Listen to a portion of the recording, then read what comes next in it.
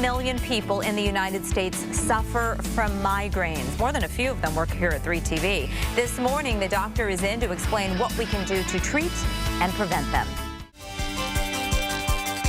Welcome back, everyone. It is 8:13. Well, this morning in your Health Watch, they can be so awful and debilitating. We are talking about migraines. In fact, a new study ranks migraines in the top 20 of the world's most disabling medical illnesses, and yet researchers say they are underreported. So joining us this morning is Dr. Sharon Thompson to help us understand a little bit more, as June is Migraine and Headache Awareness Month. Thank you for being here this morning, Dr. Thanks for having me.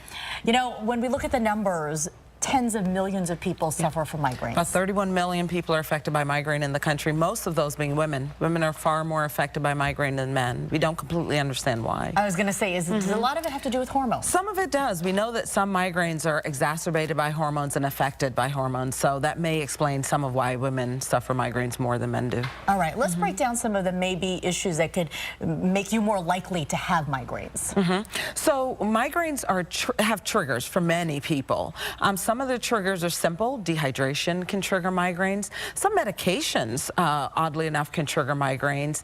Stress, of course. And then there's the hormonal changes. So throughout the month, women can often see that they have an exacerbation of migraines. Folks who have migraines are also more likely to have some other health risk factors. Cardiovascular risk, cardiovascular risk factors, unfavorable cholesterol, more likely to be smokers. We don't know that these things cause migraine, but we see that association. There's a connection there. May be a third factor that connects those things and migraines. Okay, and I know for being a migraine sufferer, I can attest to, I think several ladies here in the newsroom, bright lights and such definitely affect us. Yes. The biggest question, of course, how do we treat it?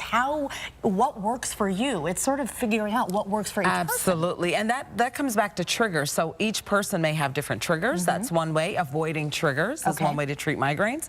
Some people will need only treatment to stop a headache that's starting, but some folks get migraines so often that they need a medicine to prevent the migraines. So it's so important to have a provider who can help you figure out how to deal with your particular constellation of headache. What are the questions you maybe want to ask a provider when we're talking about different treatments out there? Yeah, so there are several different ways to approach it. One is to talk about what you might be doing. So I talked about their medications that can cause migraine. So you definitely want to go over what medications are you taking.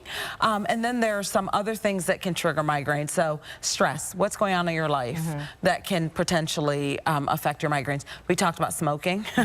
So that's one thing to review with your provider. So there's a whole bunch of things that you can talk about. We know in terms of treatment of migraines that a certain talk therapy, a certain psychological therapy, cognitive behavioral therapy can help with migraines. That may go to the stress piece, but that's so important to talk about with your provider. That may be an option for you. And we're just about out of time, but real quick question, because I think this comes up a lot. What about Botox? Are you a believer that Botox can help migraines? So Botox is an interesting therapy because it can help many things. So there may be a group of people out there that Botox may be helpful for. Okay, so definitely check it out. worth checking out with your provider. Dr. Thompson, thank you so much for spreading this awareness. We're going to put all the information on how to contact Dr. Thompson on azfamily.com. Gina?